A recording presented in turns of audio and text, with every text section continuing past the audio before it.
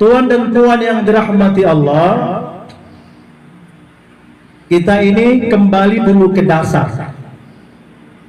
Kembali ke dasar, khusus yang kullu jasad sampai ke bawah, atau yang sudah murqabah sampai khalifah boleh untuk mengulang kembali. Tapi ini pangkal dasar. Jadi bagi ibu-ibu, tuan-tuan yang masih kajinya lataif, diperhatikan. Yang baru masuk tarekat, baru masuk suluk, atau masih kaji di bawah kullu jasad, perhatikan ini. Perhatikan, insya Allah. Zikir itu ada dua. Satu sebenarnya ada tiga ini, tapi saya kelompokkan dua. Tiga itu maksudnya zikir hasanat, zikir kaifiat, zikir martabat. Tetapi secara umum zikir itu ada dua, zikir hasanat sama zikir martabat. Apa yang dimaksud dengan zikir hasanat? Segala zikir-zikir itu namanya hasanat, baik. Subhanallah, subhanallah, subhanallah, alhamdulillah, alhamdulillah, alhamdulillah. Atau baca Quran, atau ya Allah, ya Allah, ya Allah, ya Allah, itu namanya zikir hasanat. Artinya zikir umum, zikir am, zikir umum. Paham ya? Yang kedua, zikir martabat. Apa zikir martabat ini? Zikir yang diambil dari syekh kepada syekh sianu, bersambung kepada guru-guru, bersambung kepada Rasul. Walaupun ucapannya sama, tetapi bibitnya berbeda. Contoh, zikir hasanat tadi, dia mengucapkan waktu kenduri. Abdul zikri la ilaha illallah, la ilaha illallah, tu kenduri. Sama ucapkannya. Zikir hasanat tadi itu. Tetapi bagi orang yang bertarekat, ucapan la ilaha illallah tadi itu zikir paham ya? Bedanya mana? Yang tadi itu tak jelas kaifiatnya. Dari mana diambil tak tahu kita. Apakah dari buku, apakah dari mana-mana? Bibitnya bukan bibit unggul. Resehan bibitnya. Bibit apa? Zikir burung beo. Apalagi kalau kenduri kita lah. Kadang dari labu dia masuk kenduri. Meninggal orang, panggil kenduri. Tak berwuduk lagi, dari labu langsung ke situ. Tak sholat lagi. Entahlah. Penting Allah Maha Pengampun lah. Bagaimana sampainya itu? Pas zikir la ilaha illallah, lalu dalam hatinya nanti makan kenduri ini, makan lontong atau makan daging. Yang kenduri ini kira-kira nanti kaya atau tidak. Tapi kalau masuk kepada zikir martabat, yang la ilaha illallah itu kalimatul haq, diambil dari qalbu Nabi, bersambung kepada qalbu sahabat, qalbu tabi'in, qalbu para wali, sampai kepada guru, sampai kepada kita, sampai kepada murid. Waktu ditalkin dia dibayat, ucapkan la ilaha illallah, kata guru, dia pun mengucapkan kalimat zikirnya itu bibit unggul bersambung kepada Nabi. Itu bedanya. Jadi kita ini, saya ingatkan kita ini ya, kalau kenduri di rumahnya, ada kita buat acara hajatan, nikah dan zikir, bawa zikirlah ustadznya, ulamanya. Kalau kita orang tarekat, jangan coba-coba suruh yang tidak mengerti zikir mengucapkan zikir. Dari mana bibitnya itu? Bersambung nggak kepada Nabi? Jadi kalau begitu gimana? Kalau ada situ ada ulama, ada khalifah, buat dua. Tolong dulu tuan, supaya berkah, bilang sama ulama itu bawakan zikir. Habis itu bawa yang khalifah. Bibitnya bersambung kepada Nabi. Kalau tidak nanti nggak tahu kita dari mana dia asal usulnya. Ya, jadi itu bedanya. Ada kaifiat bersambung, itu zikir martabat. Zikir martabat ini dua. Diambil daripada Syekh Sianu bersambung kepada Nabi, daripada qalbu Nabi. Yang kedua, mengamalkannya ada kaifiyat. Makanya ada kaifiyat lataif, ada kaifiyat murqabah, ada kaifiyat tahlil alifah. Itu kaifiyat ma'rifat. Jadi sekarang ini kita masuk kepada kaifiyat lataif. Bagi yang baru masuk suluk, Nah, nanti pahami ini baik-baik. Nanti kita persingkat. Bagi yang tua-tua ini kan kaifiat 10 juga sudah ujur. Payah kami tua mengamalkannya. Mana yang lebih singkat nanti saya terangkan. Tapi saya terangkan dulu nih kaifiat 10 dari awal. Yang pertama, menghimpunkan sekalian pengenalan di dalam hati sanubari. Menghimpunkan sekalian pengenalan. Apa yang dihimpunkan sekalian pengenalan? Ini apa? Kaji diri.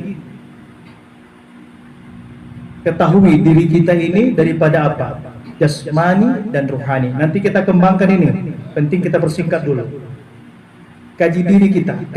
Menghimpunkan segala pengenalan. Inilah kita. Jasmani dan rohani. Hakikatnya rohani. Jasmani ini matinya, yang buat dihidup roh. Jadi menghimpunkan sekalian pengenalan, memandang diri. Kira-kira ya Allah, inilah aku. Inilah aku ya Allah. Nah, ya, nanti kita bahas ini. Ini satu malam nanti tentang kaji diri kita bahas. Ini kita persingkat dulu. Inilah aku. Setelah menghimpunkan sekalian pengenalan, yang kedua tadi menghadapkan ingat kepada Zat Allah yang Maha Suci. Setelah kita itikadkan, atau supaya sederhana kita bayangkan, ya Allah inilah aku, kuatkan ingatan kepada Allah. Apa beda ingat dengan hadap? Kalau ingat di otak, kalau hadap diri ini. Jadi ya Allah inilah aku, jadi dihadapkan ingatan. Kira-kira dikuatkan ingatan kepada Allah. Nah, jadi pertama ya Allah inilah aku. Baru yang kedua hadapkan ingatan, kuatkan ingatan. Kuatkan ingatan. Baru yang ketiga apa? Istighfar. Setelah himpunkan sekalian pengenalan, ini kaji diri, penting jasad dan jasmani rohani kita hadir, kuatkan ingatan, bulatkan kepada Allah, baru istighfar.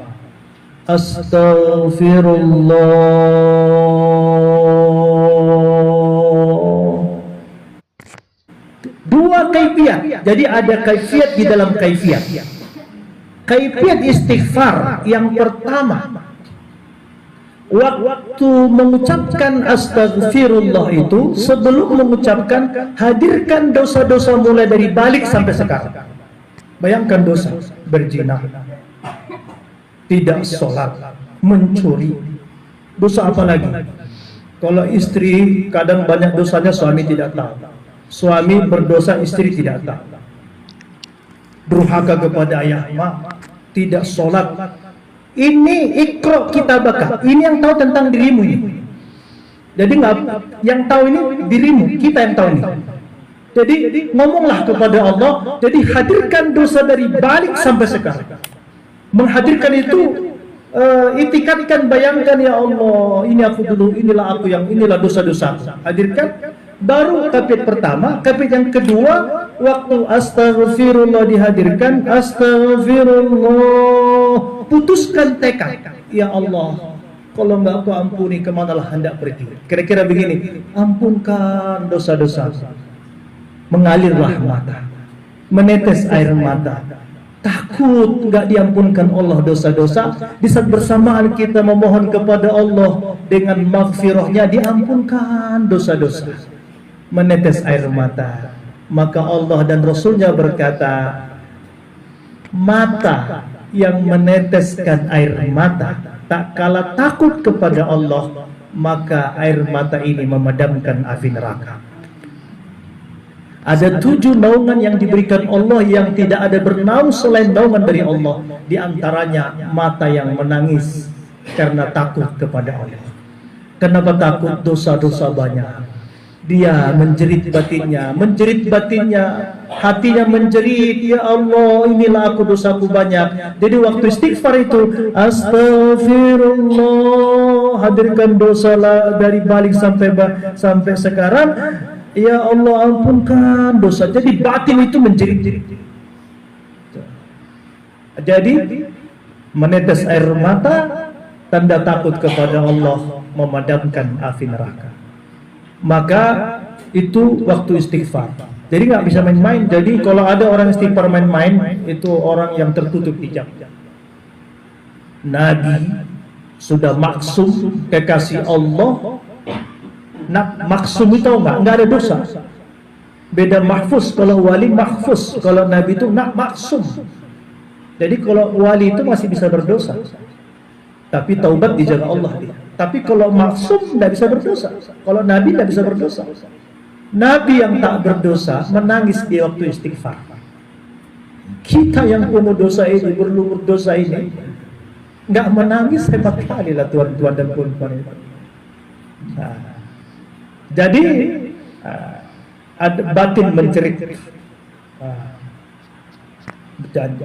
Jadi itu yang ketiga, istighfar. Tapi istighfar, astagfirullah,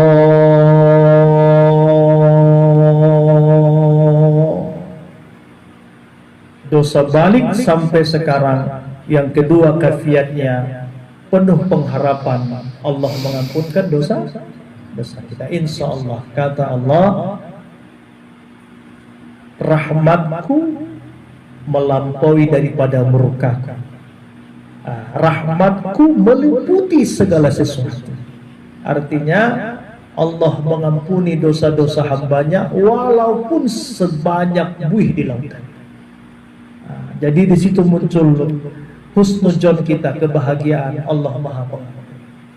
Di istighfar.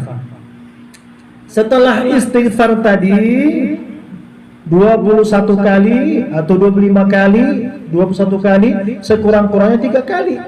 Jadi waktu bersama imam kan mursyid kan 3 kali. Astagfirullah, ikutlah 3 kali.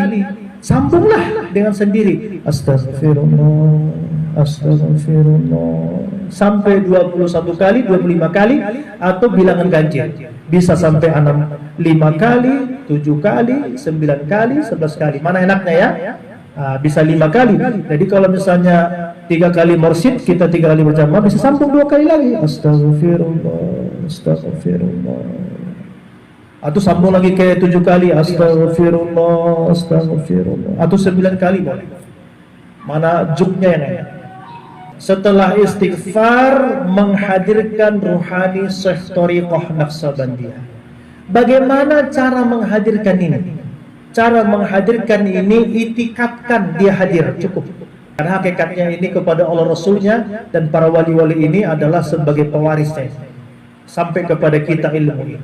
Itikadkan aja, karena mereka hidup di sisi Allah. Jadi itikadkan hadir Syekh Thariqah Naqsabandi bersambung kepada Rasul.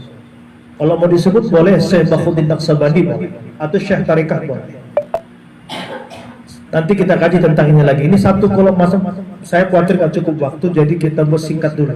Nanti kita bahas masing-masing kenapa ini kenapa. Setelah dihadirkan tadi, baru baca Fatihah 1 kali, kulu 3 kali. Baca Bismillahirrahmanirrahim, alhamdulillah sampai selesai. Baca Qul huwallahu ahad Allahu samad sampai selesai 3 kali. Setelah dibaca, baru hadiahkan. Bagaimana namanya ihdah? Bagaimana menghadiahkannya? Ya Allah ya Tuhan kami, sampaikanlah pahala bacaanku ini kepada Syekh Thariqah Naqsabandi bersambung kepada Rasulullah. Boleh diucapkan. Ibu-ibu mungkin kan payah dalam niat, boleh diucapkan. Jadi habis baca Fatihah 1 kali, baru kulhu 3 kali, boleh ngomong doa, tapi doa dia bentuk doa. Ya Allah, sampaikan pahala bacaanku ini kepada Syekh Thariqah Naqsabandi bersambung kepada Rasulullah. Paham ya? Boleh. Setelah dibacakan tadi Fatihah dan kulhu dan dihadiahkan, baru kami selanjutnya memandang Robito. Memandang Robito itu maksudnya ini ruhani. Hakikatnya puncaknya Rasulullah. Itikadkan hati kita terpaut dengan guru, kemudian sampai kepada roh. Jadi kita bersambung kepada Nabi. Karena guru itu berkekalan dengan guru sebelumnya. Makanya guru tadi harus bersambung silsilahnya. Dari mana tarombo ilmunya? Guru itu sebagai ikutan imam, teman menuju Allah. Paham ya? Dalam hadis Nabi, tak kala sakaratul maut, maka datang setan menjelma untuk mengatakan ini air, jangan katakan Tuhanmu Allah. Datang kemudian setan menyerupai ayah mak kita. datang menyerupai, ini hadis sahih, menyerupai ayah mak kita.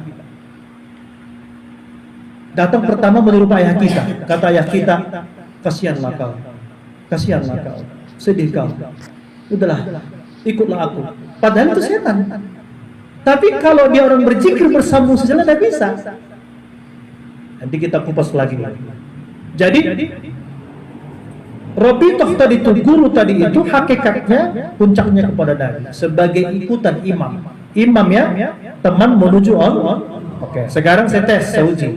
Kalau kita sholat berjamaah dengan sendiri, abdul sholat berjamaah atau tidak?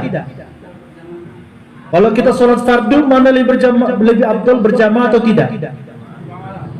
Berjamaah, pahala yang besar. Oke, saya tanya lagi. Kalau imamnya ruku, kita ruku nggak? Imam sujud, kita sujud nggak? Kita menyembah Allah atau menyembah imam? Begitulah bermursyid. Paham ya? Jadi Rabithah itu, guru itu bukan menyembah guru. Dan guru pun tak, kalau gurunya kalau bersambung tidak ada. Sama dengan menghadirkan Nabi salawat. Kalau kita kuat kepada Nabi, kuatlah makrifat kepada Allah. Karena Allah itu memperkenalkan dirinya dan Islam lewat diutus Nabi. Artinya tidak ada orang sampai kepadaku kalau tanpa lewat Nabi. Makanya diutus Nabi. Nabi itulah pewarisnya guru. Karena kita hidup di zaman guru, ulama, al-ulama warasatul anbiya. Ulama itu pewaris Nabi. Apanya yang diwariskan? Kalimat tauhid la ilaha illallah. Ini yang diwariskan. Ya, jadi hadirkan guru. Kalau enggak nanti setan yang menjelma. Setan akan datang itu nanti kalau nggak kuat Rabithah. Cobalah tes. Akan rusak itu pikiran. Setelah itu menghadirkan Rabithah tadi itu sebagai imam, guru, teman menuju Allah. Baru habis itu mutu qabla anta mutu. Matikan diri sebelum mati. Apa makna matikan diri sebelum mati? Mati itu ada 4. Mati tabi, mati maknawi, mati hissi, mati sirri. Mati yang mana ini sekarang? Jadi mutu qabla anta mutu, matikan diri sebelum mati. Saya tanya tuan-tuan dan perempuan, orang mati itu masih punya hidung nggak? Masih punya mata nggak? Masih punya telinga nggak? Masih berfungsi nggak matanya? Nggak bisa. Punya telinga nggak? Masih mendengar nggak? Tidak. Kenapa mati? Karena ruhnya sudah keluar. Jadi bukan berarti orang kalau punya mata melihat, enggak. Orang jenazah itu punya mata masih. Jadi hakikatnya yang mana ini yang melihat? Yang mana berkata? Yang mana mencium? Buktinya orang mati ada telinganya, ada matanya. Kenapa nggak bisa melihat? Jadi mutu qabla anta mutu tadi itu karena kita ini menuju Allah. Mati, artinya mati ini matikan keakuan. Karena nggak boleh berzikir dengan nafsu. Makanya mematikan keakuan inilah. Keakuan itu ego. Keakuan, matikan keakuan.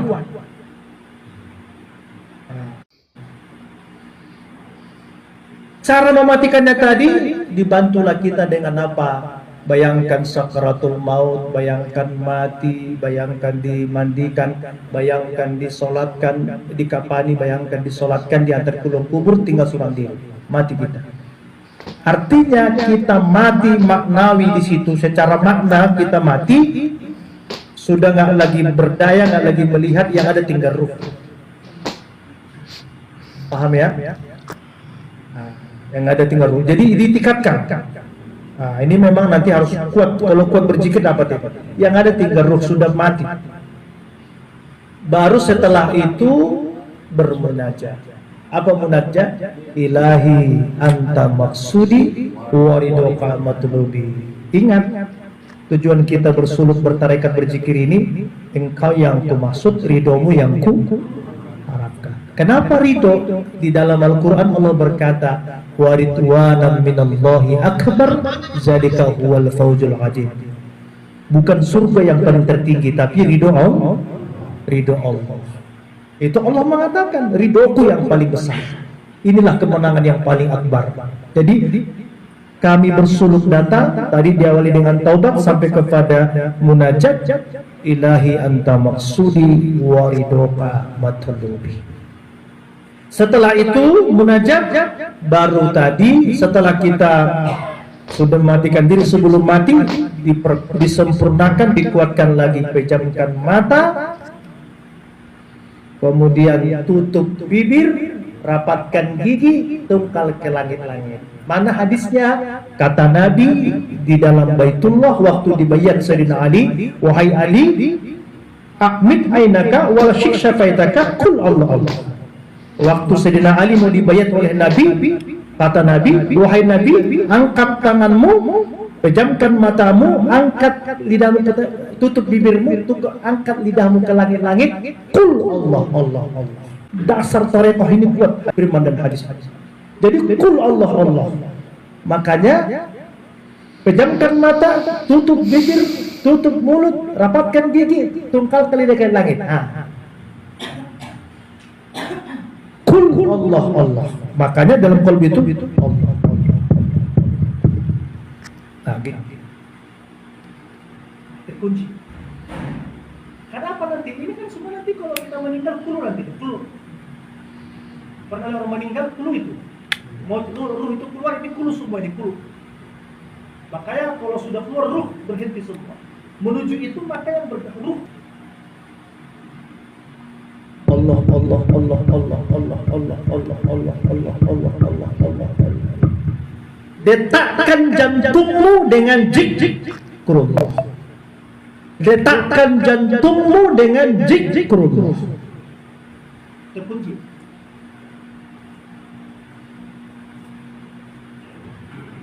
Allah Allah Allah Allah Allah. Ada pandangan nafikan. Kadang ada juga gitu, perasaannya berzikir. Nggak tahu dia begitu 1 menit berzikir udah kemana-mana pikirannya. Paham kan? Kenapa? Yang bawa itu malaikat atau setan? Setan. Sudah begitu pun dibuat kafiatnya, setan masih masuk. Perasaan gitu begini. Apakah salah? Tidak salah itu, karena juknya itu. Juknya itu. Juk. Orang yang sedang asik dengan Tuhan itu memang bermacam-macam. Saya tanya dulu tuan-tuan, ibu, tuan-tuan dan semua ibu-ibu, terutama tuan-tuan. Kan ada orang mengejek, orang bertekad itu kalau berzikir, itu begitu cara Nabi, bodoh itu. Orang yang sudah asik lejat itu macam-macam dibuat Allah. Contoh, kalau ada orang main bola, tahu kesukaan kita gol, siapa yang berteriak?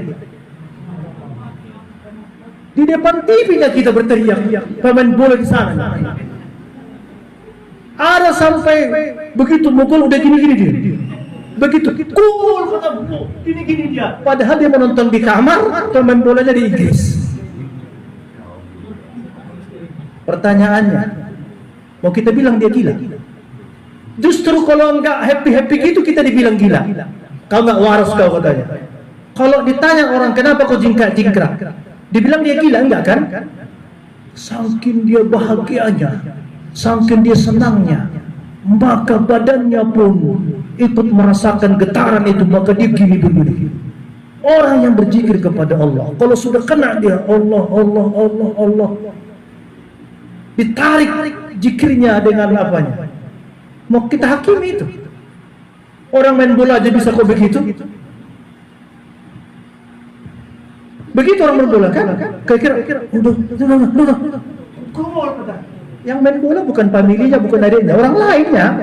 Gak ada hubungan keluarga, tapi kebahagiaannya sampai ke dia. Apalagi kita yang berzikir ini.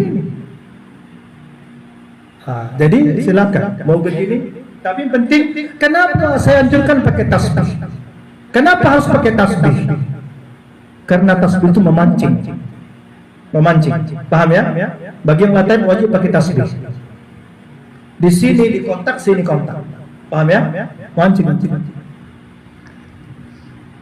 Jadi kalaupun naik boleh naik, asal jangan sadar. Tapi kalau sampai gini-gini capek, itu udah raih. Tapi saya sudah kalau lagi S2 kemarin Ustaz, saking dia enaknya berzikir, gini-gini deh. Kebetulan kamar gak terkunci, masuk orang. Nah itulah ahli syariat. Pak, untung dia Ustaz. Apanya kawan tuh katanya, kok gini katanya kan? Padahal ruhnya sedang asik bergerak. Makanya kita yang berzikir ini bagi orang tarekat, silakan pergi ke masjid. Tapi kalau di situ banyak orang tidak paham tarekat, jangan pakai begini. Inilah bekal pulang itu. Hati yang ruh tadi berzikir tadi itu dari sudah di lidah dikunci. Sudah pejam semua, yang ada tinggal ruh. Inilah yang diajak, hati, qalbi, Allah. Inilah nanti yang pulang itu kepada Allah. Rasakan nanti kalau sakratul maut, betapa agungnya hati yang berzikir kepada Allah. Masya Allah. Tuhan rasakan, wallahi nanti sakratul mautmu baru dirasakan betapa agungnya hati yang berzikir kepada Allah.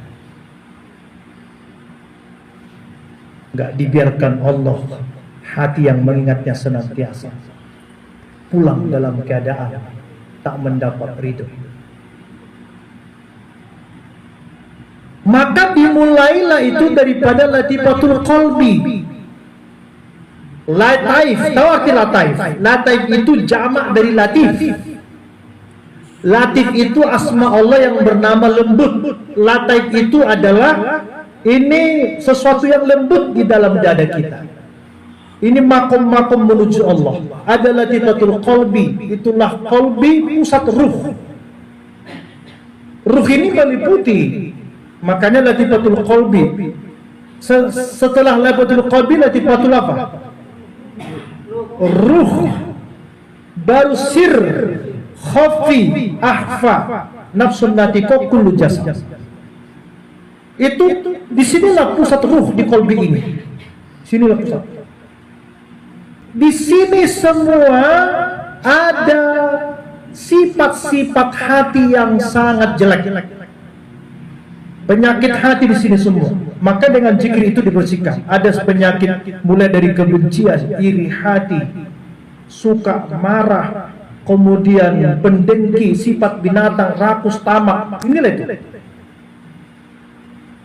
Ini yang mau dibersihkan ini. Makanya dipukulkan kalimat Allah tadi itu mensucikan ini supaya penyakit hati ini bersih. Bagi yang tua-tua ini, setelah tadi istighfar cukup hadirkan robitoh, langsung berzikir.